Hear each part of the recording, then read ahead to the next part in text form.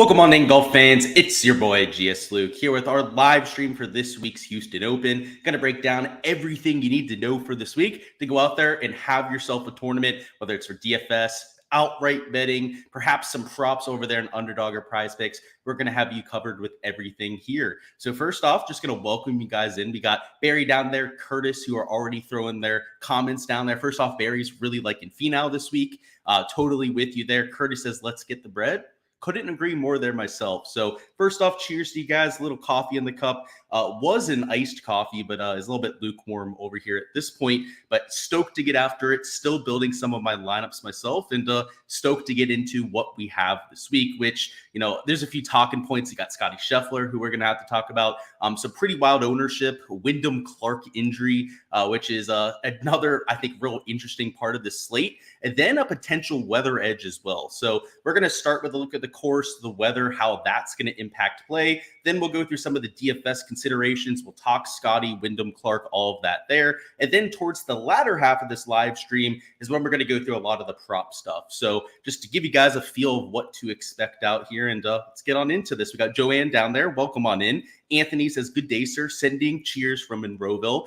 I used to run a business out of Monroeville. So cheers to you, Anthony. I'm obviously a Pittsburgh guy myself, and welcome on in. We got Jack down there too with Thigala and Kitayama. I love the Thigala call. In fact, he's got some home course stuff going here as well. But yeah, I like Kitayama too. Pretty solid iron form. But let's talk about this golf course, which honestly, if we're looking at the stats from the last few years, I don't think are going to be, at least I don't think that's going to be very useful out here in 2024. There are a lot of changes to this golf course. The most notable, the date, right? A change from a November start time, the last 4 times we've played here, to now over here in March, right? End of March, much more wet, humid time down there in Houston, which changes the agronomy, right? Normally it's Bermuda grass from tip to toe. Now it's going to be an overseed from tip to toe. And on top of that, rough that is pretty much non-existent. They have it listed at 1.25 inches, which is half, sometimes even like 3 times shorter than what we usually see out here on tour. And we've already had a few players with quotes this week saying that's pretty much just a bomb and gouge type of golf course. And we knew that on Monday. I was kind of hoping that the players wouldn't say all that. I was hoping that some of the reporters wouldn't go into the details of some of the changes, because that could have given us quite a big of an edge, right? I'm all about the Bombers. I think I was probably the first person in the industry to really plant my flag behind that narrative. And over the last day or so, right, it was on Monday when I put out my 2 previews, I've heard that regurgitated like 10 times. So I guess that's a pat on the back there, right, from those people that were obviously going out there and tailing that. But unfortunately, the news has been spilled, right? The beans have been spilled out there, right? Whether it's other touts, right, that have talked about it at this point, which is what it is, right?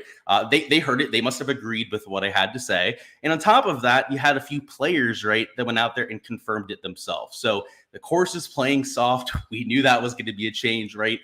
They went out there and spilled the beans on that. And of course, with the fact that there's no rough out there, this course is going to play a lot easier than what we've seen in the past. So, we look at this scoring average from 2023, and you'll see that it was like 2/3 of a stroke over par. A few years before that, it's actually played even more difficult, right? 0.85 over there in 2022. Year before that was another one where it was 0.66 over par. I think you're going to see even par or better this week. And when we have a weather day like we're going to have out here for tomorrow, when there's pretty much no wind the entire day, you can see real late, right? A little bit of wind comes through as the sun, tends to go down. It's going to be like a half a stroke, an entire stroke under par scoring average. So the whole feel of the golf tournament is going to be different. I would say that the skill set is extremely different for this type of tournament as opposed to what we had there in November. So when we're looking at things like course history, right? We're looking at some of like the skill sets for this golf course over the last 4 years. I think that that's going to get you into a lot more trouble on a week like this than what you actually are going to get in reality. So I was hoping that I was going to be the only one really spewing that sort of narrative. And I heard a few people on Monday, right, mentioning that driving distance is normally always a factor here. It's a long golf course too, right? We have to add that. It's only a par 70. It's over 7,400 yards. I mean, that's with 5 par 3s in play. So really, it effectively plays to an even longer yardage than what we have on paper. It's already got that going for it. And now you add with no rough, right? The fact that it's going to play softer and a little bit longer this year. It's definitely one where guys that can hit it 310, 320 through the air are going to have a distinct advantage. So unfortunately, we're not the only ones with that. But taking a look at the weather for the first few days, so now just trying to figure out like what's going to happen in terms of a DFS split.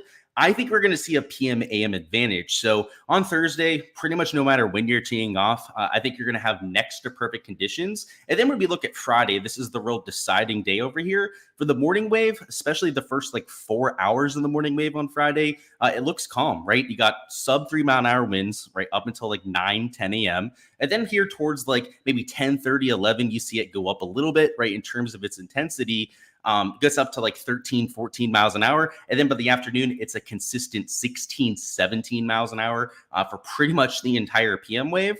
That first 3-4 hour window, right, might not be the entire AM wave on Friday, but that first 2/3, maybe 3/4 of a player's round, players may actually be done, right, by the time the winds start to kick up. Those players are going to see an advantage, right? They're going to have 2 days of perfect golf, right? Normally that PM wave is kind of the wave that we take by default just because they can carry that momentum from day one to day two, right? You get off to a hot start on Thursday, you wake up early, go out there, just rinse and repeat what he went out there and did for the first round. We like those guys to begin with. And now that they're going to have what looks to be ideal conditions tomorrow, right? And if we go over here to the HRRR model, which again is probably a little bit more accurate for Thursday, outside of the last hour of play, right? They're playing in sub 5 mile-an-hour winds. I mean, that's ideal out there on Friday, right? We already went through this. It's ideal for the first 4 hours. You could see their scoring average over the first 2 days be like half a stroke, maybe an entire stroke under par. Whereas, I think the morning wave tomorrow is going to get after it, right? It is a little bit cool tomorrow morning. I have to add that. It's about 55, 59 degrees for the first few hours, but I still think they're going to get after it, right? Post a pretty good score. Out here on Friday afternoon, though, right, where the winds are kicking up, I mean, it's going to be pretty nasty out there, right? If it's 15 to 17 miles an hour of sustained wind, if it's like that for the entire wave, it's sunny, it's hot, it's starting to bake out just a little bit, right, out there on Friday afternoon. There's no rain in the forecast for pretty much the entire weekend. Fingers crossed on that one that we don't get any real precipitation. If that happens, right, Friday afternoon, you could see maybe a slightly over par scoring average. So, I could see this being a half a stroke, maybe even an entire stroke difference between the two waves. And when that happens, my lower end players, right, my value plays, even like my mid to higher tier plays, I am almost always going to take the PM wave golfer, right? If everything else is equal. Now, that's not usually the case, right? Usually we're not just talking about 50-50 coin flips where we can decide it with the weather edge. But, if I'm looking at two players up top, and they're tertiary guys, I guess I'll give you an example here, right? So up in the 9K range, right? We're trying to compare like maybe a Jason Day to, let's say, I guess there's a lot of PM guys right there in the 9K range, but maybe a better example would be down the 8K where, I'm trying to compare between somebody like let's say Billy Horschel versus a Doug Gim, right? They're $100 difference. They're both in really solid form, right? Number 9 and number 11 in form coming in. So very close, right? When it comes to their shots gained metrics. They're also like nearly the same ownership, right? But Doug Gim's an AM wave guy versus Billy Horschel in the PM wave. I'd rather have Billy Horschel over Doug Gim, right? It's not a massive difference, but even there in the 8-9K range, if it's a close enough play, if two guys truly are close to a coin flip, that's the direction that I'm going to go with my lineups. So I'm going to be stacking some of that PM AM in a few lineups. I'm a 150 maxer, so I obviously have to kind of change up my strategy with like different sets of like 20, 30 lineups. I'm going to have at least 30 lineups that are going to be just pure PM AM stacks. I'm going to have another 30 lineups where I'm going to have at least 5 players from the PM AM wave. A lot of that other one player, right, in those 5-1 lineups is going to be Scotty Scheffler, right, that I'm just taking out of the quote-unquote bad wave this week. But yeah, I'm going to have 30 lineups like that, 30 that are just a pure 6-0 stack of the PM guys. And then a lot of lineups that just, because my player pool is going to be so centered around that PM wave, especially down low, that are just by default getting to 4, 5, sometimes even 6 players in that PM wave. So there's going to be 30 that I'm making for damn sure, right? I'm setting a roll in my optimizer to get those correlation. But, by the time I look at my portfolio, when it's all said and done, it might be 50 to 60 of my lineups, right, that are going out there and playing a pure game theory stack of those PM golfers. It might be, that maybe half my lineups or more, right? Like 70, 80 of my lineups are playing at least 5 players from that PM wave. So that's to give you an idea of how I'm attacking the slate. If there happens to be a thunderstorm, or if there just happens to be some wacky weather change, right, where somehow the other wave gets the advantage, I'm not going to have a lot of exposure to those type of builds. And I guess that's a risk that I'm going to have to run. So I always put the little disclaimer on these weather talks anytime we go through it, because anything can happen. These weathermen are full of it most of the time. They can't get it right seemingly ever, right, out here when it comes to a forecast. So, if we're just looking at the forecast, and they're all pretty much in line here, right? Friday, if you look at over here, right, definitely more wind in the afternoon than the morning. This icon model, it's like the same thing, right? It's like almost undeniably true. Like all the models are calling for the same thing. ECM over here, same thing, right? In the afternoon, close to like 30 miles an hour of wind gusts. That's going to have an impact on what we see between the two waves. So that's why I feel pretty confident about going after it. But hey, if it flips on its head and that's what we get this week, I'm a lot of times, right, I will stack the other side, but I'm not doing it this week. I just can't see it, right, unless something crazy comes through. But that's certainly not impossible. We'll leave it there. We'll bring up our DFS stuff. We'll go through some of the strategy here, a few of those talking points, right, with the Scotty and Wyndham Clark, and of course, any of your questions about specific players. So now is the fantasy time. We're going to talk a lot about strategy for large field GPPs. That is, of course, my specialty, right, and what a lot of my content centers around. But if you have cast questions, if you have like single entry stuff, still feel free to go ahead and let me know down in chat. But in terms of like just our general dialogue here, a lot of it is going to be GPP based. But let's catch up on chat, see what's going on. I have some coffee I got to get down my system too. Who's the one guy I'm playing this week in a single entry? Thanks for all my advice. So that's a good question. I honestly don't know the answer to it yet. Let me circle back on that. I promise I will remember that question towards the middle to end of the stream, but not sure about that. John is 9th in his one and done. First off, sweet start. That's awesome. Top 10 in 1,000 person one and done. And you have everyone available except for Scotty. Who would I go with? So you got Clark in right now. That injury, which we'll talk about here in a second, kind of makes me a little bit concerned about it. If I was going to take a one and done player this week, I probably wouldn't take a top end guy. And I'd even include like Wyndham Clark in that conversation. Like if you had Scotty, I wouldn't even take him on a week like this. I would drop down a little bit because of the purse, right? It's not as large a purse as what you'll get for some events. So I would skip to like a 9K or even like a top end of the 8K sort of player. And frankly, I think my favorite target might be Tony Finau on a week like this. So yeah, we'll talk about the Wyndham Clark situation. I'll give you a little bit more clarity here in a minute, but yeah, it's he's got a back issue, right? And the back issue led to a win for Scotty. Back issue led to a win for Hideki Matsuyama. So it's not like I'm completely out on him. We'll talk about it in a second, though.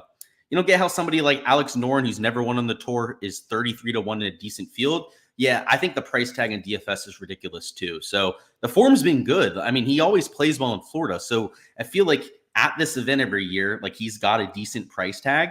Worked out last year, right? He had a top 5, top 10 finish out there last year at this event. Yeah, he's a bit overrated in my book. Whether it's outright odds, whether it comes to the DFS price, ownership too, right? He's still getting ownership this week. I tend to agree with you there. Philly says, can we talk through a couple of low-owned one-and-done plays? Yeah, let's do it. So obviously we had the question about one-and-done before. Yeah, I would go low-owned, and I would go like not a very top-end player. I'd be looking for like a mid-tier sort of guy for one-and-done this week because I don't want to burn somebody with a purse that's like, I think it's like 1.6 million to first. I mean, it's not horrible. You'd love to have that in one-and-done. Don't get me wrong, but the tournaments like the Masters, the players, right, when it's over 4 million to first place, that's where I want to use my top end guys. And you can't use a top end guy for all those tournaments. So it's definitely why I'd kind of go down a little bit further. So to give you a few ideas, Tony Finau's one, I think will be relatively low owned and one and done as well. But like it's nasty, but a Tom Hoagie, I would take in a one and done format. Jason Day, right, with his course history here, I would consider taking Siwoo Kim. Right, his price tag in DFS isn't fantastic, right? It's not great there at $9,700. But in one and done, who cares, right? Everyone's the same price, right? You just have to take a golfer out there, use them once. I would go with one of those kinds of guys. It's not like you're going way down to the 6K, 7K range, but you're still trying to save a little bit there. You hit the $100 single entry last week. Thank you for KH Lee, Xander, etc. Of course, that's awesome, dude. I know you mentioned that over there on the stream, right? Obviously, our Sunday picks. went out there and helped you out there. That's pretty sweet, David. That's sweet. Thoughts on Sibu? We'll get to that when we talk through some of the game theory stuff here. I'll reserve my thoughts there. But yeah, I think he's an okay play. You need clarity. You like Tony too. Yeah, I would go with Tony. You just got here, Terry. What's going on? And let's talk through this. So we'll get back to the questions. We'll talk about specific players that you want me to go through. But in general, guys, this slate is all dominated by what you're doing with Scottie Scheffler. He's in my projections, which are projections. They're not, set in stone by any means.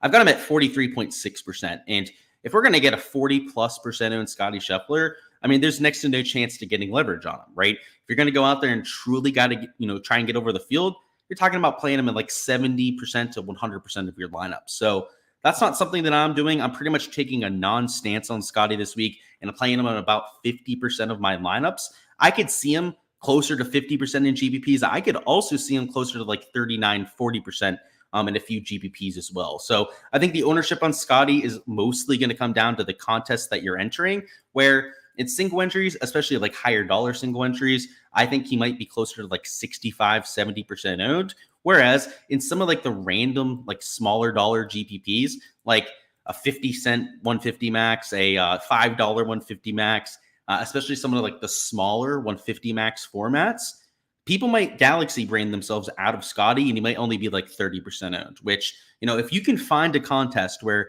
you think that maybe he's going to be lower owned than he should be. And I would say that would be a lot of the lower stakes stuff where I feel like a lot of your, noobs, a lot of your guys that just aren't very good at making DFS lineups. I hate to say it, just won't play some of the good plays because they're chalk and you could never play chalk.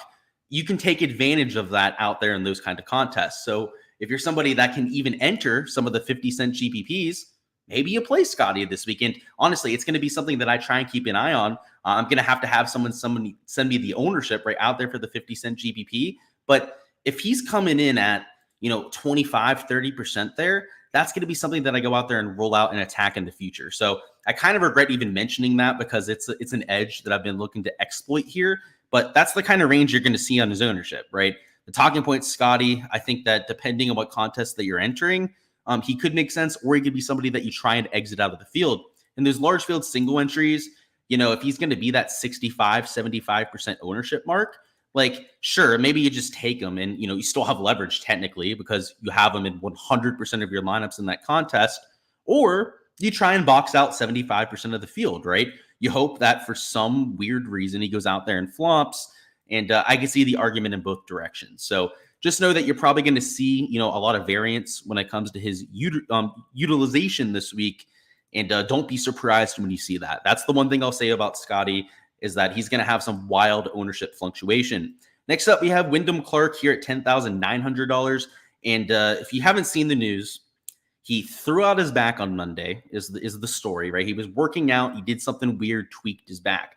Now, he said that he was in pretty rough shape. And that's the exact words that he used, right? Pretty rough shape out there on Monday. Had some rehab, I guess, some physical therapy, right, going on out there with his team. I guess he has like a back doctor on call that he has with him this week. Went out there, was able to practice, do his, I think it was some sort of community work he was doing with some children out there on Tuesday, some cancer patients, some of the Texas Children's Hospital patients out there on Tuesday. Didn't play very much, apparently, right? Pretty much only did that and then left the golf course.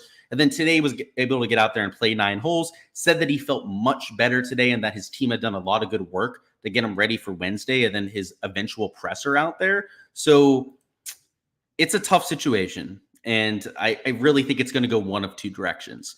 I think there's a chance that he withdraws before lock, which because he's a PM wave tee time, I should say before his tee time, he'll probably withdraw if it's going to happen. But because he's a PM wave tee time and locks in the morning, we're probably not going to know about it before we get lock there at like 7 a.m. So Wyndham Clark could be the type of player that you use in lineups, right? I'm going to still use him in lineups this week. I'm not completely jumping ship on it. But there's a good chance that tomorrow afternoon we get that notification from PGA Tour comms that his back is tightened up, right? He's a few weeks from the Masters. He doesn't want to risk it heading into that event.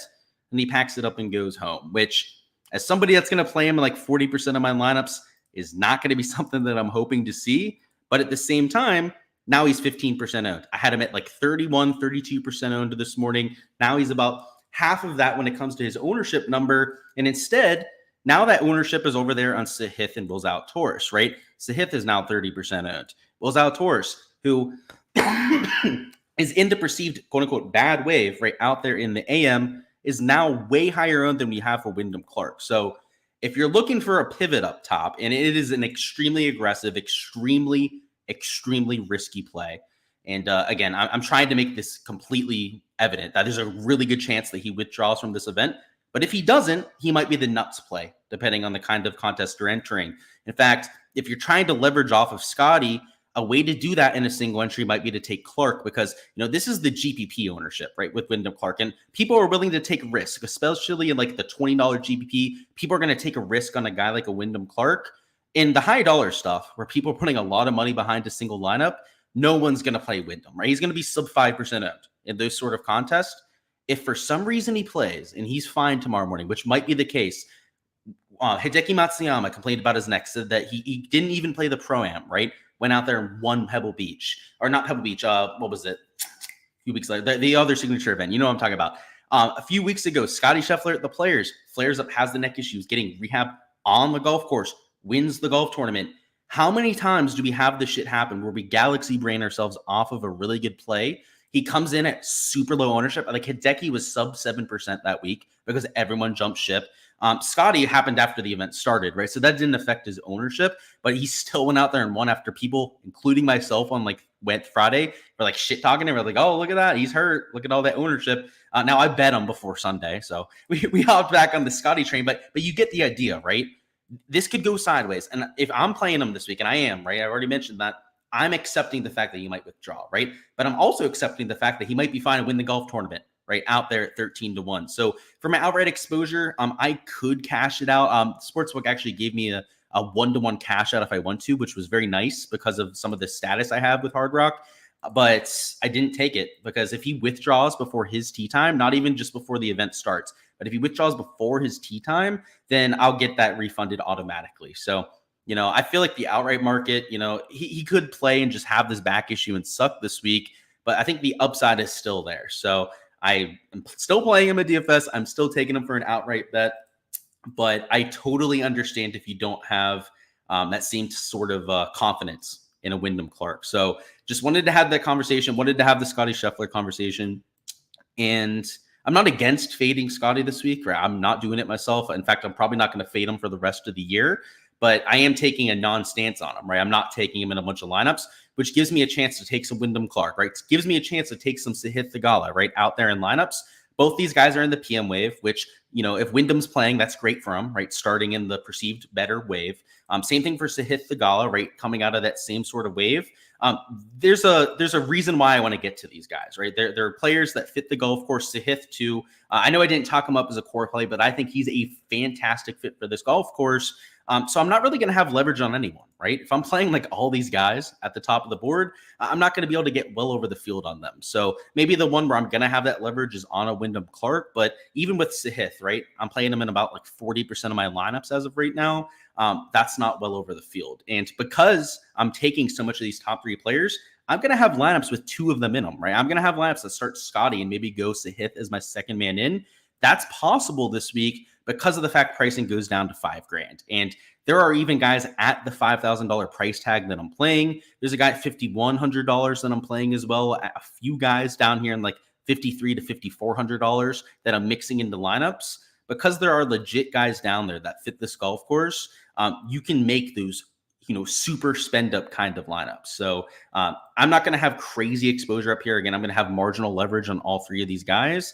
Will Zalatoris is maybe the one, odd man out up here because he's out there in the AM wave. And, you could say the same thing about Scotty, but he's proven himself to be capable of making up for those weather differences. Will Zalatoris is not that same level player. So, he's probably going to be my one sweat up top. I'm going to have a lot of exposure to other guys up here. Now, I'm not playing every single player up here in the 9K range, but you can see they're all PM wave golfers, right? Like from Alex Noren up here to Tony Finau, right? They all fit that weather edge. I believe there's two of those four players that I'm not taking. The other two I am taking. I'm out there in my lineups.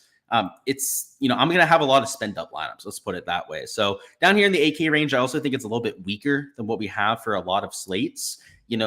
we have guys here like a Billy Horschel, Doug Gim that are normally 7K golfers. We have guys down here towards the top end of the sevens that are like completely out of form, right? Like Cam Davis, Mackenzie Hughes is even a little bit expensive here. Jake Knapp, right? $8,000. Like I feel like that's a pretty decent price actually. That's why he's getting a lot of ownership right there at like 15.5%. But like I am much more excited to get to a lot of these 9K golfers than I am the 8Ks, to where I'm just making the salary work, right? Like I'm punting with 6K players this week, especially the 6K, right? We talked about some, how I have some exposure in the 5K.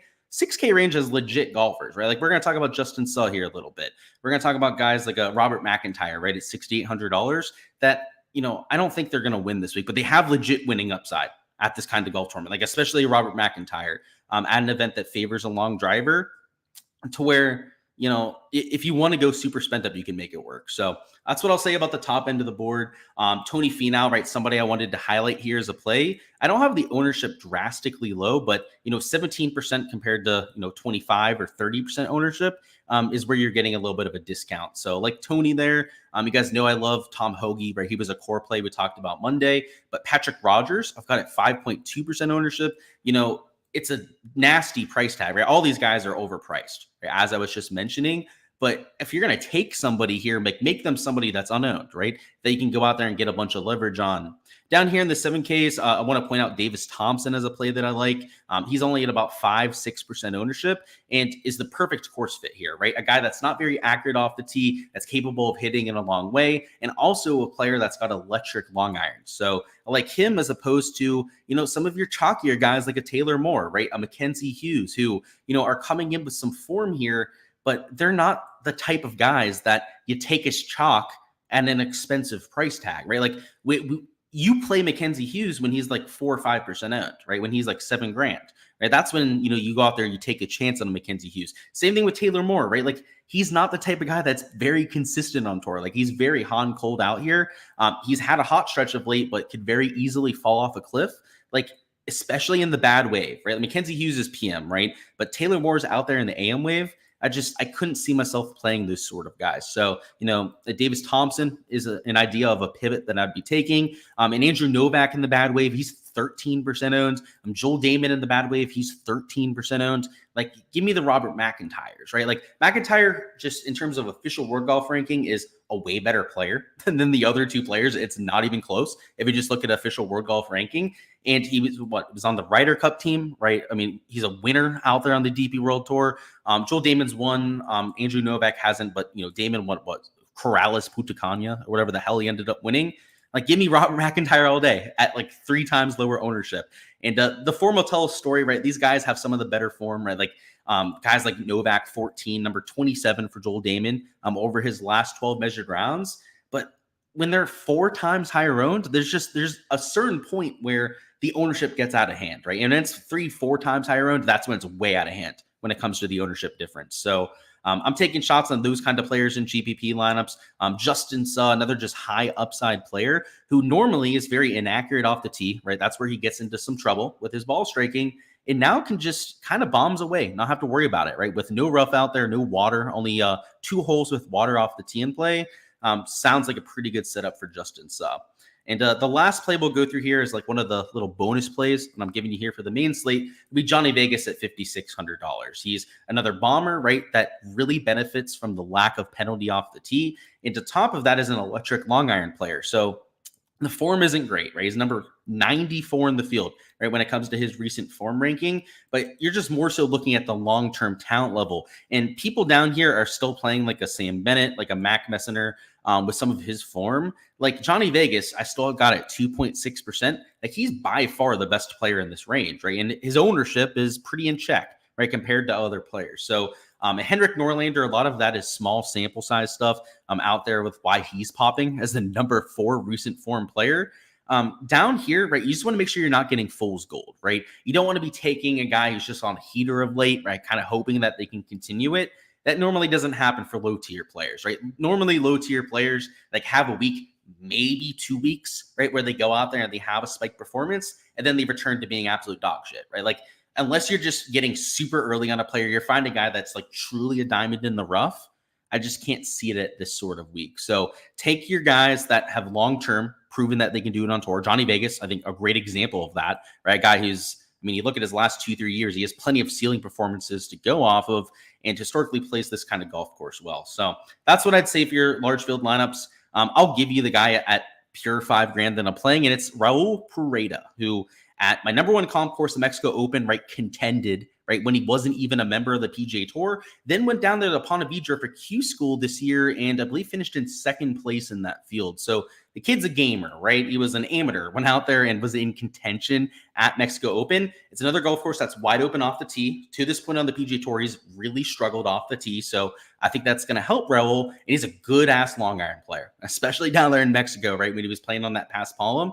But I think this kind of golf course, and I guess one thing else I want to add down low, I was thinking about this before, and I really want to relay this information, is this is where some of the guys that have struggled, that have gone their tour cards this year, this is where they could turn it around. Because if you think about the Florida swing, even over there, like, you know, some of the events on the West Coast, right, where you have super long rough at the Farmers, even like Waialae, right, that's a course that's really hard off the tee. Florida, right, there's water on all these holes. These guys that are new to the tour that maybe aren't very accurate off the tee, maybe that's why they've struggled so far this year, right? They haven't had a golf course yet where they can truly bomb it away. They can lean into their skill set, which in a lot of cases, and I'm going to go through a few of those guys now because I have to spill the beans on this narrative this week. There are going to be guys that everyone was talking up for like the first, second week of the season as like the next future generation of players that have just been absolute horseshit, right, to start this year that might go off. Parade is one of those guys for me where I've expected a lot more from him. Blaine Hale's another one too, right? Like a lot of people were talking him up as that next really good player. Like maybe they show up this week, right? And I say maybe because probably not, right? But they're 0.1, 0.2% out, right? I mean, if you take them in 1% of your lineups, like 1-2 of them, you're way over the field right there, like 10x the field. But like 80 DC, right? Adrian Dumont de Chassart, right? Everyone was talking this guy up as rookie of the year, myself included, by the way. I call myself out there. He's been utter horseshit, right, to start this year. This is the kind of golf course, and he's been really bad off the tee. That's been his main issue. Iron play has been much better too, but maybe that's because of the positions that he's putting himself in. This kind of golf course is where Tyson Alexander popped last year, right? Like out of nowhere, Tyson Alexander contended here. Ben Taylor, right? This is like his only top 5 on the PGA Tour ever, right? Was Ben Taylor at this golf course. This feels like the breakout spot, right? So if there's anyone that you were like super high on to start this year, play them this week. That would be my advice to you. So, you know, a lot of the more expensive guys up here, like Springer, right? Doherty, I should say, right? Are guys that have done it so far this season, right? That have kind of shown it. I think that you're going to get a few random poppers down here. Your newcomers to the tour, right? Maybe the guys that have just sucked ass to start this year that contend. That might, I don't want to say win this golf tournament, but like top 5, top 10. I think you're going to see 1, 2, maybe even 3 of those kind of guys up there. So that's my hot take for this week. And because I am kind of expecting that, right, it makes it real easy to get to a lineup if I wanted to start like Scotty Wyndham Clark, if I'm going to go down there and take 1 or 2 of those kind of players. So it's a good week to be a little bit creative when it comes to lineup construction. And at least to me, based on what I'm seeing on the golf course, which again, I'm not Nostradamus. I'm just doing my best to project on what we're going to see. It feels like the kind of golf course where that could happen. So I'm playing that narrative. That's for sure. Let's circle back on any questions. Then we're going to talk through lineup construction, and then we're going to go through some prop stuff. Talk about my 30 entry max. Yeah, for sure. So if you guys join the community contest, which by the way, link down below in the description, there are 2 contests on there. So the main contest is to 100. You just, we get as many people in there as possible and we play $1 entries. The other one is a winner takes all. So that's only 30 entries. I don't always play in that contest. I'm going to get in it this week, Dave, though, just because you mentioned it. And yeah, it's a winner takes all. It's a 30 max contest. So there are 2 every single week. If you join the league on DraftKings, you'll have access to join that and check it out. What's going on? NFT. Would I rather punt with Hammer, Moore, or in Novak, or a combination of Campos, Hubbard, or Montgomery? Probably the first one for me, but honestly, I think I'm playing none of those players. I don't think I have any of them in my player pool. So definitely not my favorite plays, but yeah, I would go with the first combination. That feels a little bit more balanced in my opinion. I actually kind of like Cole Hammer this week. So kind of going against what I just said. Setting your alarm early for pregame withdrawals. Yeah, unfortunately for us, like the main withdrawal guy is like Wyndham Clark, and he's PM wave. So I'm a little bit worried about that. John says, thank you, Luke. Tony won this event 2 years ago, but am I concerned with his recent form? Yeah, of course I am, right? That's why the ownership's a little bit lower, right? He's number 48 in the field when it comes to recent form ranking. He's putting a new driver shaft in. He's really been struggling off the tee lately. So if you take a look at his shots gained metrics, right, he's actually losing off the tee. I'm sure he's seen that, right? He goes through his shots gained metrics. All these guys do, right? Week to week to see what's going on with their game. And that's probably why he made a change. So it could go one of both ways, right? It could get even worse, right? After the change, it might get a lot better. But in general, right, he's an elite tier guy. He's not somebody I'm worried about with the ball striking. Like Tony Finau has always been a top tier ball striker, really has never really had a slump out there on the PGA Tour. And I highly doubt that that's what we're going to get here, right? We're looking at a 12-round sample, right? This is only a 3-event sample size for Tony Finau. So, in a 3-event sample, I could see it going sideways, kind of like we've seen here. But I highly doubt that's going to linger around. So am I worried about it? A little bit, but really not that much. With other guys, I'd be a lot more concerned about it, right? Especially if they were older than a Tony Finau, if they were players that weren't as skilled, as talented as Finau is, but he is truly world-class at the ball striking. And it's all natural talent too. Like he's just got some of the best hands in existence. That's for damn sure. Let me go ahead and bring up this lineup construction stuff. And then we're going to dive into props, which I've got a lot of stuff to go through with props. You see all these tabs up here at the top? Let me see if you can even see it. Yeah, you can see the tabs there. I think like 10 of those tabs are for props. So there's going to be a lot of information here on that side. But when you're building lineups, now I've mentioned that I want to go a little bit top heavy in some builds, right? I'm going to go out here. I'm going to take guys like Scotty and Wyndham Clark together, which really impacts your salary. It puts you down to $6,500. That kind of lineup, right? You can easily make work if you go down here and you take your Raul Pareda, which I've talked about a few times this year. It has not worked out very well, but he made one cut at the Puerto Rico Open. He's a 0 for 5 otherwise. This isn't for the weak-minded this week. Let's put it that way. These guys are going to miss the cut a whole lot more than they make the cut, but the upside is getting Scotty and Wyndham Clark in the lineup. So, when you're building in that kind of fashion, right, it's really kind of taking a bet on multiple of these 10K guys popping, but they truly do have to finish top 5 to pay off that kind of lineup. I don't hate the all 9K build. So up here, of course, right, there are guys that are obvious plays, but if you think Scotty and like the bad wave doesn't get there, I think Wyndham Clark struggles with the injury, which again, very realistic outcome, right? That he goes out there, he doesn't have his best stuff. Maybe you think Sahith Theegala just has a bad week, right? There's a scenario where this whole 10K range doesn't get there, right? Because Zalatoris, like Scotty, is also in the quote unquote bad wave this week, where the 9K players could be your optimal players. And, maybe you don't just take all 9K guys, but you start with like a Tony. Maybe your second man in is like a Jason Day, right? With his course history here. Maybe you go down here to the 8K range and you throw in like a Patrick Rogers. This kind of start is going to save you a lot of salary. You don't have to punt down here in the 5K range and just kind of hope that you find the right guy.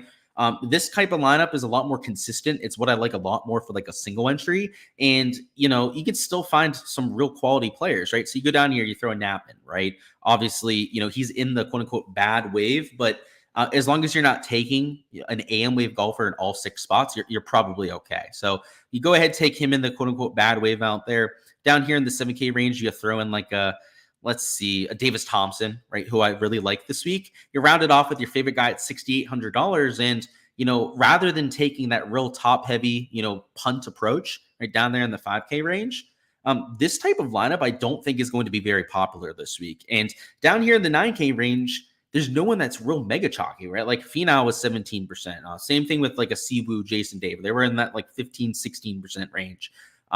Even like Alex Noren, 16%, right? Yeah, I think Keith Mitchell had it at like 14, 15% ownership. All of these sort of players are half the ownership of some of the 10K guys up here. So, if you take the 10K guys, right, you're by default going to get different with some of your value plays in that 5, 6K range. But if you go a little bit cheaper, it's not like you're forced into chalky builds, right? Like there's a lot of leverage to be had down here in the 9K range. Plenty of guys to get different on down here in the 7Ks. And as long as you're not just taking a bunch of the 7K chalk together, you're going to have a lineup that is really different to the field, that has plenty of leverage, that's probably got a product ownership of sub, 1% that most people are looking for in their lineups. That's what I would say about your lineup construction for GPPs is I could see both kind of builds. I could even see a balanced build, right? So taking maybe like one 10K guy going down. I would say that the balanced build, right, going up here, taking like maybe one of these 10K guys. Let's say it's like a Thagala that you start with up top. Let's make this like a PM stack here. So let's take him. Let's throw a lot of AM guys here in the top end of the 8s. So don't love a lot of those, but let's throw Patrick Rogers in it again. And he's super low owned, which is really nice down there in the 8K range. He's a pivot and he fits the kind of narrative that we're looking for. But you throw him in there. Kitayama, I believe, is another PM wave golfer. I believe that, let's see, Horschel, right, was another PM wave golfer that you could take. Here in the 7Ks, you throw in let's see, I'm trying to remember who the PM guys are off the top of my head. I know List and Batia aren't. Griffin, I feel like a lot of these guys are AM wave. So yeah, it's kind of tough to find the right players. Let me cheat. Look over here on the other sheet, not do it off memory. Yeah, like Mackenzie Hughes works for this kind of lineup, right? You could throw him into that combination. And this kind of lineup, because we have a Rodgers, I'm not that worried about ownership, but this kind of build feels like more people are going to go this direction, where like your last man in's like $7,000. You're taking like one guy from each range.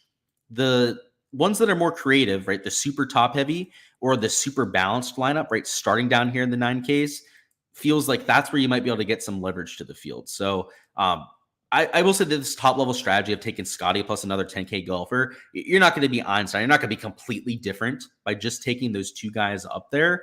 But I don't think that everyone, right, is just going to go and spend all that salary up top, right? It puts you down to $6,700, right? If you were to take Clark instead of one of the other guys, it puts you at $6,500 remaining. Like I can't see a lot of the casuals and fish out there just, feeling real good about your last 4 spots at that point. So that's it for the lineup construction section. And honestly, I guess the only real takeaway is that the balance build is probably the most popular this week. In terms of cash plays, my top cash play this week, I wish he was PM Wave. If Tom Hoagie was a PM Wave golfer, it actually is a PM Wave golfer. I am completely shot right now. My favorite cash play is Tom Hoagie this week. I don't play cash, so I don't put together any of these lineups, but he's PM Wave golfer. He's the best approach player in the field.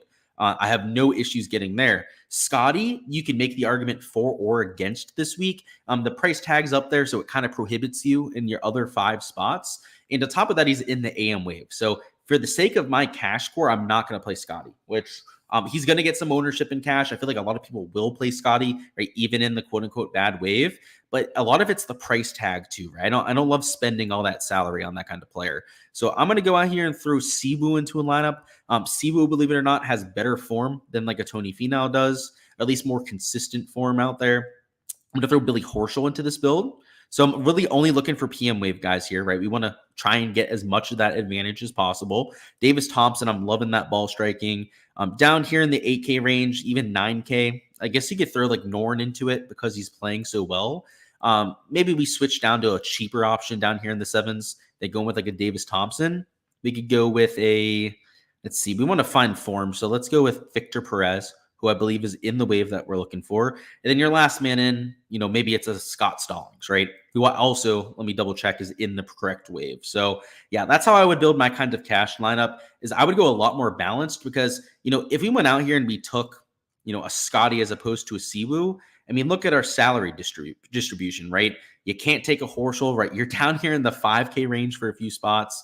I guess we could take Noren out, right? We don't have to be that top heavy with that kind of build, but even then we're still at $7,000 remaining for our last 3 spots. So I love Scotty this week. I think he projects very well. He actually projects for over 100 fantasy points per my projections.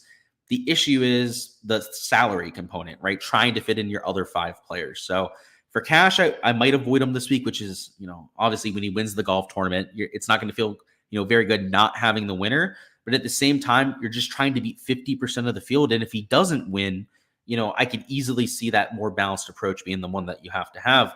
Let's go over any last second fantasy questions. And if not, we're going to talk some props. What's going on, Samuel? Thoughts on Martin Trainer, a name that I haven't had to talk about for a while, but I guess the reason everyone's on him here, and you're not the only one looking at Martin Trainer this week. So that would be the main upside with getting to him, is that he is going to get some ownership.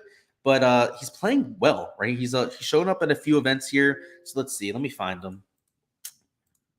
So Martin Trainer, right? Gaining around the green, he's been okay off the tee and losing on approach.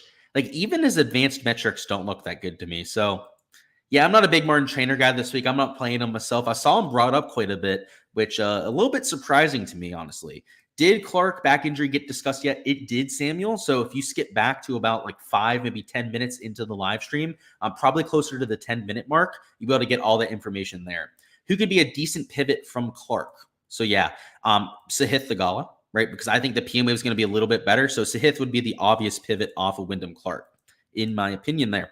All right, let's talk about some prop stuff. So if you have DFS questions, you can still throw them down in live chat. We'll circle back to that here in a little bit. But now we're going to turn our focus to the prop side where we're going to do the whole prop preview. So didn't do a video this week. Just wanted to go over it here on live stream and going to go through everything we would there on the prop preview. So this is going to take some time. We're going to really dive in for the next 20, maybe 25 minutes. And we have at least 3, maybe even 4 slips that we're going to go through together. So it's a golf course that I think you're going to get a pretty big edge out there for round 1. I think early in the week when we had the prop boards first posted was when a lot of the value that was really there because, there are changes this year, right? And if you're just tuning in, golf tournament is at a completely different time of the year. It's in March as opposed to November, which you might say like, oh, wow, the date changed, right? Like what's all the fuss about the date changing? All of it comes down to climate, right? In the spring, it's usually a lot rainier. It's a lot more humid, right, than we have during like the late fall, winter months, pretty much regardless of where you are. But especially in a subtropic climate like you have over there in Houston, it's the same type of climate, right, that we have down here in South Florida. This time of year, it rains nearly damn every single day, which can be a little bit annoying, but it leads to a very humid, very good growth, right? You get overseed conditions. So rather than just having Bermuda grass out there, now they have this overseeded surface. So all the grass is different. It's literally a completely different type of grass that they have on this golf course. And the main change, the one that I think is going to have the biggest impact this week, is the rough only being 1 inch long, which is like literally unheard of on tour. If you're not following the PGA Tour every single week, it's usually like 3-4 inch rough, sometimes even longer for some of your harder golf courses. It's only 1 inch long. It's literally like hitting out of the fairway. You get a few players like Tony Finau say that fairways are pretty much going to mean nothing at a golf tournament like this, which is going to lead to much better scoring. So, if we take a look at the last few years, we did this earlier, right? We had scoring averages of 0.66 over par. Time before that, it was 0.85 over par. Year before that, it was once again 0.66 strokes over par. I think here in 2024, you're going to get an even par, maybe slightly over par scoring average to something half a stroke to even a stroke under par. So obviously I'm giving you a range because I think there's a few different ways the golf course could go, but it is certainly going to be a lot easier than what we had in the past. You combine that with the fact that on Thursday, we're looking at pretty much perfect weather. So bringing up the HRRR forecast, which is the most accurate this far out from the golf tournament, you'll see that there's sub 6 mile an hour winds for all but about an hour, maybe an hour and a half of play. So the winds only come in around like 7 p.m. local time. So from 7:30, right, when they're teeing off in the morning, up until about 5:30 p.m., they're going to have the best conditions humanly possible, right? No rough to worry about. The added little bonus because of the fact that it's super like rainy this time of year is that the golf course is also going to be softer, right? In November, when it's not raining as much, it's not nearly as hot or humid down there in Houston. The fairways get firm, so you get a lot of rollout off the tee, and you also get firm greens, which makes them harder to hit. The around the green shots are really difficult at this course. When you miss greens around this course, there's a lot of slope and stuff that makes like the chip shots difficult. So now you have soft greens, so you're going to hit more greens, right? Because they're easier targets. They're more receptive. They're going to be like dartboards this time of year. You have no rough.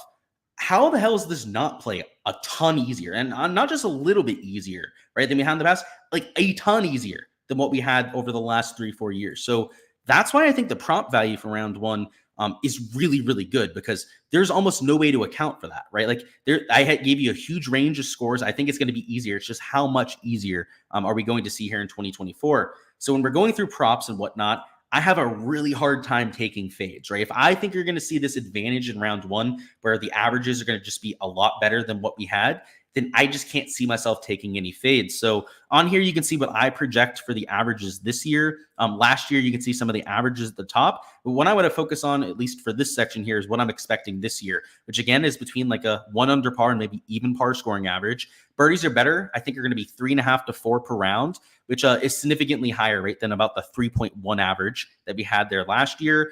Your bogey or worse average, I have going down. It was 3.41 there last year. I have it between 2.5 and 3. Your green average I have going up, again, with the soft greens, at least half a green per round, if not closer to about a green higher per round. And then your fairway percentage, I've got it 7.5 to 7.75, which is higher than what we had in 2023, but maybe not as much of a boost as greens, just because the fairways, they're going to be a little bit softer, but a lot of your misses on the fairways aren't because you're hitting the fairway and missing, right? Like that'll happen sometimes, right? Sometimes you'll roll through the fairway, but a lot of your misses off the tee are because you just didn't hit it to begin with, right? Off the tee, it's obviously harder to be accurate off the tee than it is with an iron shot. So you get a little boost, just not as big of a boost as you get over there with greens regulation. So that's what I got. Those are my full field event projections. I'll say for round one, they're towards the higher end of these, right? So for round one, I think you see closer to like a 1 under par average. For birdies are better, probably closer to like 3.75, maybe even 4 birdies per round. Your bogey average, I think, will probably be about 2.5, maybe 2.75, right, out there for Thursday. Right, greens, right, probably 12 or higher, right? Your fairway average, probably closer to like the 7.75 mark because of the perfect ideal conditions that we're getting. So just wanted to go through all the averages, right? Make sure we're all on the same page when it comes to what I'm expecting, because we can use these averages really well over here for Underdog and for Prize Picks. So let's see, any questions for DFS or anything for props? And if not, we're going to go into it. Let's see. Ventura. So Chris Ventura. So he's not necessarily a new name. He's played at least like 20 times on the PGA Tour before. He lost his tour card, so he wasn't a very consistent player. At least off note, I think he had a few top 20 finishes. Nothing where he really got into contention, though. So I would say that he's probably not really in consideration this week. He's he's been playing decently of late, right? If he qualified for this field, is actually getting a start here at a PGA Tour event, he's clearly shown something of late to go out there and earn that chance. But I don't know. In the past, he was kind of just a guy, right? A guy that you'd see playing. A lot of missed cuts for Ventura, and I don't want to diss him too much, but that's just reality, right? Is no Scheffler asking for no upside? Not necessarily. I think there are lineups that could get there without him, but I am playing a ton of Scotty this week, so it's not like I'm just completely avoiding him. Is Damon getting some steam? He absolutely is. So I went through his ownership earlier, but just to circle back on it for you, I've got him at 13%. So him, Novak, I've got at 12.9% ownership. Both definitely getting some steam for DFS, which doesn't make them horrible plays, but it does kind of take away from their upside, right? Thoughts on a 5.7K Parker Cootie and a 6.1K Gotterup? Love Gotterup, bomber. This is a perfect golf course for him. Parker Cootie is a legit player too. So I've been singing Parker Cootie's tune for at least 3-4 weeks. I've played him in all these made cuts, right? All these like top 25 finishes. And he continues to be a 5K golfer, which makes no sense. He's striper off the tee. He's a really good iron player. In fact, his best asset is his iron play, which you would think would start to get him some steam, right? Because if, we all love iron play, right? If you're running models, iron play is going to go to the top. This is probably the week that you see some steam on him, right? That he starts to get some ownership out there in GPPs, but a hell of a player. So Gotterup, I really like. Cootie, I've been riding the train for a while now, so I'm certainly not hopping off now. You got an old note about Aussies do well here. Yeah, not at least what I know, right? I mean, if you look at these leaderboards, first Aussie is Jason Day from last year. Year before that, your first Aussie is Cam Smith in 15th. Yeah, I mean, Jason Day, he's been decent here, right? Top 7 finish back there in 2021. But outside of him, yeah, I don't see any. So that's probably for another golf tournament, I would say. You're getting to some 5K golfers asking for trouble, or you're asking, I should say, is getting to the 5K guys asking for trouble? I don't think so. I went through a bunch of them that I like, so no, definitely not, right? If I'm playing them, I think there's upside there. And I do it almost every single week. I'm extremely aggressive down low. And I don't just take guys on 1-2 lineups, right? Like I know technically like 1-2% would be getting leverage on those kind of players. I take them in 7 to 10% of my lineups, at least. I don't play guys at sub 5% in my player pool. I used to do that. I used to play guys at like 4, maybe 5% for some of my guys. But now I think the lowest ownership marks that I really get to, unless it's just guys that are trickling into a few lineups to fill out my set of 150, is, on solid plays, 7% is probably the lowest that I go. 5% if there's a guy that's truly unowned, but that's not something that I have an issue with at all. I love the 5K guys, especially when Scotty's 13K. You got to find some salary somewhere, right? Bud Colley's a little bit chalky. One thing I'll say about that, Anthony, he's I think in my last run, I'll just give you the actual ownership number. I got him at 6.5% ownership. So I don't love that. He's in the PM wave, so he's at least in the proper wave if you're looking for that weather edge. But yeah, he's 5 times higher owned than Vince Norman, who I'm playing this week, right? Like I'm playing Norman over Colley because he's that much lower owned, and he's that bomber that I'm looking for, right? Bud Colley, not so much, right? Not really that bomber type off the tee, but I understand it, right? He's been playing well, right? If we take a look at the shots gained metrics, which I have over here on another tab, like I understand why people are getting to him. Let's see. So Bud Colley's gaining both off the tee and on approach, right? Over stroke per round with the ball striking. Yeah, I think he's a decent play, but probably just has to be in the right kind of format, right? In GPPs, I don't see the value there. Will Taylor Pendrith ever rise from the dead? Who knows? Your guess is as good as mine. I'll leave you on that one. So circling back to the prop stuff, let's go through a few slips that I think you guys can enter here. So the main thing I want to look at are a few of these strokes props. So if I think just the course in general is going to play easier, the best spot to get an advantage there would be strokes, because if I think the birdie average is going to go up, same thing with the bogey average going down, the most affected category would be strokes. So an under I like would be Luke List over there at 70 strokes. I did have Keith Mitchell at 69.5, but that one unfortunately got bumped. So let's go ahead and throw Luke List into that one. Let me see. They've started to bump, they're starting to bump a lot of these, which is a little bit unfortunate. Did I take Cam Davis? I know I was considering it. Let me double check. Yeah, I did take Cam Davis out there for one of my props. So yeah, this will be one of the slips that we go with. It'll be the Cam Davis under and the Luke List under. But I think the scoring average tomorrow is going to be something like maybe even a half a stroke under par, maybe even slightly better than that. Luke List, Cam Davis. Cam Davis hasn't been playing that well of late, but in general, right, these are two players that are clearly in the top half of this field, would project way better, right, than that field average. And if the field average is half a stroke under par, this is a par 70, that would be 69.5 strokes. And anything better than that, right, would be 69 strokes or lower. So I like the push equity at 70 strokes. I think that helps you out, right, if you get the push, a little refund on that 2-man. And going off his early tee times, you've got an 8:15 local tee time out there for Luke List.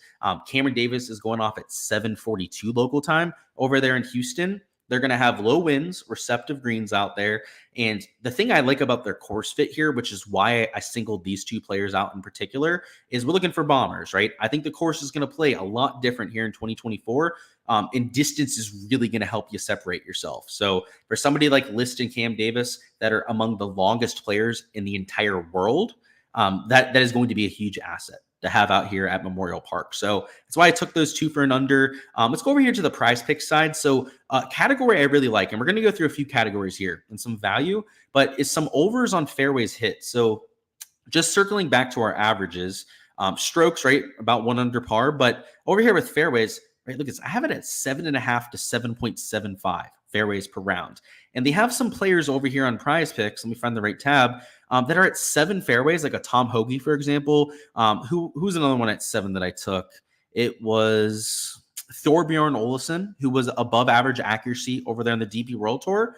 Hoagie is slightly above the average when it comes to driving accuracy in 2023. Both of these guys, right, are at worst, right, field average players with accuracy. And if I think the average is 7.5 fairways, well, those sort of players are going to project well over that mark. So kind of like the push equity, right? We're getting with these guys at 70 over here on prize picks. Now we can go over here and get these guys at 7 with push equity that project closer to 8.5 fairways per round. So it was, and again, I can't click them. These are screenshots of the prize picks board because they banned it down here in Florida. Had to log into a VPN just to get these screenshots for you guys. So hopefully they haven't bumped. Right? They're not live pictures. So they could have bumped at this point with the fact that I put them out as plays, but It was Tom Hoagie over 7. The other one was Thorbjorn Olesen. And I would even throw Akshay Bhatia at 7.5 in. Akshay Bhatia was a top 40 driving accuracy player last year. He's a top 40 accuracy player to start 2024. So for him to be at the field average, right, 7.5, right, is what I'm projecting for the field, is ludicrous, right? He's a well over average player. In fact, he's an elite tier accuracy guy that projects closer to 8.5, even 9 fairways per round. So in my opinion, he should be up there with like a Siwoo Kim when it comes to his driving accuracy numbers. And that's not what we're getting in this sort of field. So I liked that as some value. Some of these bogeys, I would say you could take unders on. The one that I'll point out here for the live stream would be like a Zalatoris, right, over there in the AM wave. And then in general, these strokes lines are all starting to bump down. So there's not as much value over here on Prize Picks as opposed to what we had over here in Underdog.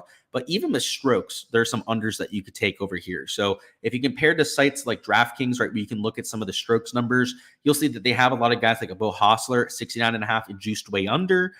Guys over here like a Ryan Fox, right, he's even money at like 69.5. But like your elite tier to like maybe just above average players, like a Jake Knapp, for example, minus 145 for under 69.5. Somebody like Jason Day, right, is at 68.5. Same thing with a Sahith Theegala. But like Kurt Kitayama, who's not an elite tier player, right? This is just like an above average player, is at 69.5 and juiced under. So, looking at the strokes board, there are a few guys at 69.5 that make sense. Obviously, guys like Knapp got bumped down, same with Kitayama because of some of the sportsbook odds. But like Aaron Rai, right, to, I guess kind of single somebody out here, right? He's an Amwave tee time. He is somebody I took for an under on strokes because he's that same tier of player, right? He's a very consistent player, right? Is not really the type of guy to gain like 7-8 strokes in a round, but also won't lose you a bunch of strokes for any given round out there in the PGA Tour. Like that's the kind of guy I would like for an under on strokes. So there's quite a bit of value out there, pretty much no matter what board you look at. Right? We're not going to go through every prop that I've taken. All of that is posted over there on the Patreon page, as you guys know, including the spreadsheets with all my analysis, all my projections, right, are posted over there on my Patreon page for all those paying members. My player polls on there, ownership over there for DFS, and all of the prop slips that I'm taking. So you can get them before the bumps, right? Just to go through them, a lot of the props that I took got bumped. Like a Bo Hostler, for example, I had it 70 strokes, right? He's now at 69. I got bumped twice, which is just ridiculous value, right? We got there at 70 strokes.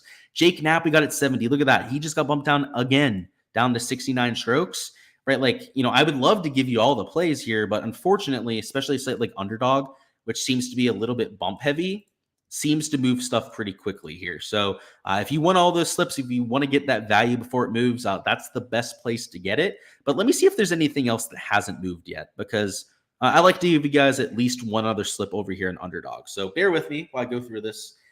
It does look like almost everything has moved, though.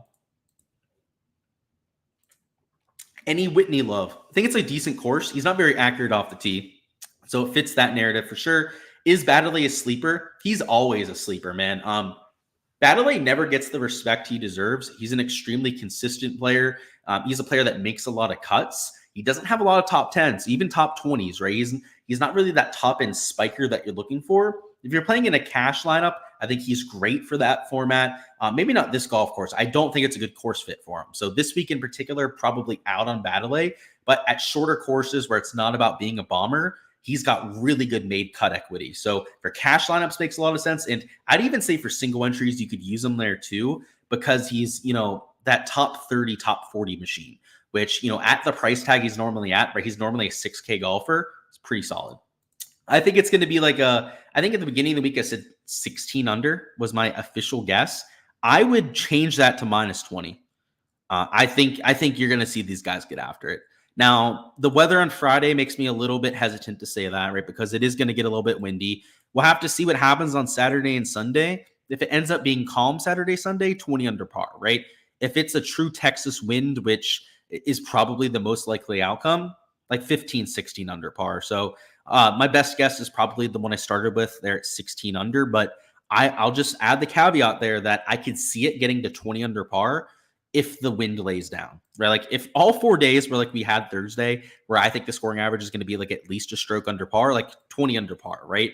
But that's probably not it, right? We're probably going to get some wind that comes through. And when that happens, it'll be slightly harder out there on the weekend.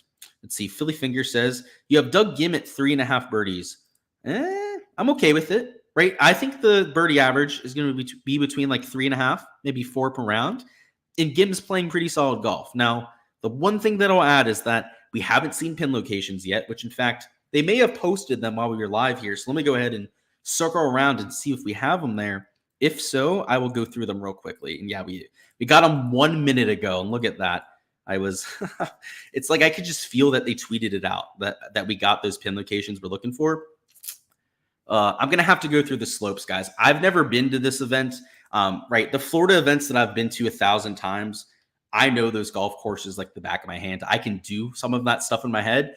I don't know the slopes around Memorial Park, a course that I've never played and I've never been to before. So let me go ahead and bring up Tourcast and we'll do the pin location thing, because to answer your question here, Philly, it depends on pin locations, right? If there's one stat category that really comes down to pins and tee boxes, it's birdies are better. So let's look through these and I'll give you an answer. How about that? So hole number 1, front left pin location. That doesn't look like a very hard pin, right? Actually, it looks like there's a little bit of a bull there on hole number 1. So it's a real long hole. It's a 522-yard par 4, but the pin location looks pretty easy, actually. So, okay, a little bit of a break there. Hole 2 is a back pin location on a short par 3. Pretty neutral. I would say easy pin location, but it is a back pin. Hole 3 is a back left pin location. So this is a par 5. So not a lot of guys are going to reach in 2 because it's going to play like 600 yards, but I guess that comes down to wind direction. So another pretty neutral pin location. So as of right now, right, 2 neutrals, 1 easier pin location. Hole 4 is a front right pin. So this is a longer par 4. I would say that this is I wouldn't say it's easy. I definitely wouldn't say it was a hard pin location, but another tough hole right out there with hole number 4. Hole 5 is 440. So this one is a front left pin. This one will be pretty accessible, right? You have some room to move it back off of the slope. You have some slope to the left that'll move it closer to the pin location and some slope behind it. So, that's 2 easy pins, 3 neutral pins so far. Hole 6 is a back left pin. I would say that this one's maybe a little bit more tricky. So, but slightly more tricky. Let's not go crazy on it out there at hole number 6. Hole 7 is a front pin location. This one will definitely be an easy one. It's going to play shorter because of the front pin, and also doesn't bring in as much trouble as like a back left pin would, where you have that canyon to the left. Hole 8 is a left pin location. So this is a par 5. It's over 600 yards, right? So not a lot of guys are going to reach it in 2, but it does give you a ton of room to get up and down from the right side. So I would say pretty easy. Hole 9 is a back right pin. So this is a par 3. It's up here on that back shelf. It'll play a little bit longer, right? Because it's there on that back shelf, but it's not a hard pin location. It's just kind of neutral, kind of what you'd expect to see. Hole 10 is over there on the front left. Yeah, very typical, very neutral pin location. Yeah, I don't know. These are looking like just very normal pins. I don't have much to say about them. They're just very like run-of-the-mill kind of average kind of stuff. Like a front pin here on a longer par 3, huge green complex. Like that's pretty standard stuff. Hole number 12 is a middle pin location. So this one's like over here on the mid-right. Again, just not much to say about that pin location. Hole 13. Yikes. These are the most boring pins I've ever seen in my life. This is a shorter pin, right? It is on the smaller side of the green. So a little bit tricky over here on the right because of this little slope that'll take it off the green, but it is going to play a little bit shorter. So again, pretty neutral. Hole 14 is a front pin location. So it is a longer hole though. So these front pins on like 500-yard holes aren't necessarily the easiest pin locations. So again, neutral. It's going to play you to a shorter distance, but it's not an easy pin because of the longer hole. 15 is over here in the back right. Maybe a little tricky there, but yeah, if anything, neutral again. Hole 16 is tucked over here near the water. So this one I'd say is a little bit dicey, right? But the miss on this hole is going to be the miss to the right side, maybe just short over here on the green. And it's a pretty simple 2-putt. And, if you miss over here on the right side, it's a real easy up and down. So that one, maybe a little bit tricky with the water there, though. 17 is a back pin. So it's a shorter hole. It's going to play even longer. Maybe a little tricky, but not really. It's not tucked near anything that dangerous. That water to the right, I guess, comes a little bit into play, but that's not a horrible pin. And then 18's on the front side here. Yeah, I don't know. There's not much to say about these pin locations. It's you can see that the course design, you have all these massive ass greens. You have some slope on the greens that can cause you problems, but almost all the pin locations are away from the big slope, right? The only holes with a lot of slope on them that we saw was like hole 1, where it's going to help you out a little bit. I believe it was hole number 5, where you had a little backstop that you could work it off of. You know, the tough pins at this golf course are going to be when they put it like in this middle, even, because if it's in the middle over here, right, you have the slope to the right that can take it away. If you put a pin location next to the slope on the right side, it'd be pretty difficult, because if you miss to the right, that up and down is nearly impossible with that down slope. Almost all the pins are just in like very bland spots, right? Like and again, the few that are with slope or slope that are helping you out there in this event, that's why I think it's like neutral, if anything. So we went through these pin locations for really a whole lot of nothing out there. I guess we'll say with the Doug Gim stuff, I would lean over, but I kind of want to wait and see how the birdie stuff looks before I fire on any. I haven't entered very many birdie props myself, is I guess what I want to say. You can see Norn at 69.5. I could see it. Is he PM Wave golfer? Yeah, so he goes off a little bit later. I'm not that worried about that. Yeah, I think it's an okay play. He's been good of late. For Showdown, is there a wave edge? Not that I see, Max. I think if I was playing Showdown, I might actually stack the PM Wave. Reason for that is temperatures, right? Over there for the first like hour, maybe hour and a half of play, it's going to be pretty cold tomorrow. And then by the afternoon, it's mid 60s, low 70s for the entire afternoon. So I think from the wind perspective, it's going to be pretty flat. I would say that my favorite players to take would be late AM golfers. So the last hour of tee times in the morning when it's already heated up a little bit might be the guys that I take for the morning wave. And then the early PM wave golfers, right? So to try and take the guys that are starting early enough to finish by the time that the wind kicks up, right? Because almost all these forecasts are calling for the wind to kick up around like 6 p.m. local time. So if you can get somebody out there late that has warm conditions in the morning or early enough in the PM wave, right, to avoid those late winds, those are probably the perfect players. So I would take guys from both waves, but I would avoid the super, super early starters, and I would avoid anyone that's super late in the PM wave, is how I would attack Showdown. And honestly, I've never played a Showdown slate like that before. It's never really come up where that advantage would play out. I think that's a really decent edge to take. And in fact, I might have just talked myself into playing a few lineups because I think that strategy would work out quite well. So we'll see. We'll find a few lineups. Let's just do it now. Let's look at the lobby and see what we got for round 1. You talked me into it because I like that strategy a lot, right? Playing both waves, but finding the right players in both waves to go out there and take. So they've got some single entries, some $100 stuff. They're pretty small contests though. So maybe I'd just throw in like 1 or 2 single entries out here for round 1. Yeah, these GPPs don't look like they're very great. Oh, we'll have to see, Max. I think I'll be joining you on that. In terms of outright betting stuff, I did have the Wyndham Clark bet I talked about there on Monday. I did end up adding a few outrights, though. So just to go over those, I got Jake Knapp at 60-1. I got Cameron Champ at 150-1. I got Ryan Fox at 100-1 out there for an outright. And I believe there was one other guy that I took. Let me circle back on that. Tom Hoagie, I also got at 50-1 for an outright. So I mentioned trying to go a little bit light on the outrights because I was worried about Scotty Scheffler. The reason why I still bet it, and it could still burn me, he could still easily win this golf tournament, let's not kid ourselves, is because he's in the quote-unquote bad wave.